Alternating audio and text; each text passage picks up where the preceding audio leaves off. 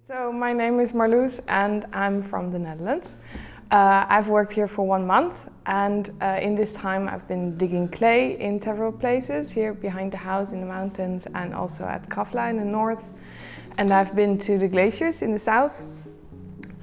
With the clay I process it until it is a slip, and I've also made molds of different kinds of rocks.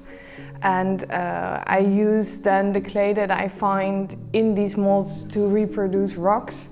And this has to do with the fact that clay also used to be rock, like it is mountains that have been torn down by nature over like millions of years until it's like into microparticles. And then when you fire it, it becomes like molecularly, it goes back to rock, exactly the same as it was before. And this is for me specifically interesting to do that here in Iceland because there is such a geothermal activity and like the whole way of how Earth starts existing in several parts with volcanic activity and then creating land, everything is very clear here.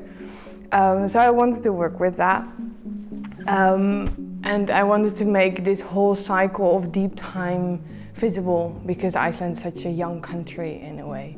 So this was one of the reasons why I wanted to specifically come to Iceland and to this place to work with clay. At the glaciers I've been looking for a block of ice at Diamond Beach. So there's like big parts of the glaciers that are breaking off and then they enter up in the ocean and they're being washed ashore again, and then you can find them on the beach and they're beautiful because there's like all kinds of air bubbles trapped in them. And I wanted to make a mold of one of the ice blocks, so that's what I've done.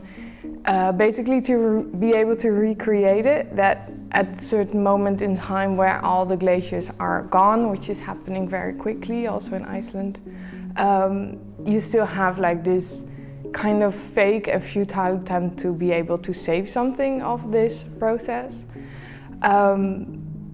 So I made it into an alternate mold and then put plaster in it, and then I'm gonna make silicone around it and then fill it with water and then freeze it again, so you kind of literally have the same block of ice again. Only that like when you fill it with like normal tap water, it doesn't look the same at all.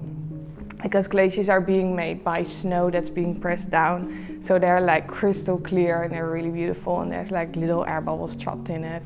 So that's not happening when you do it with tap water, but that's the idea behind it. And then of course it's gonna melt in another 2 days, so that one will be gone as well. But then I can redo it again. So yeah, I've had a good time here. Really, really nice. I was happy to work here, and I've mainly been stuck in ceramics all this time, making molds and everything. But with traveling around and everything, it's been really good.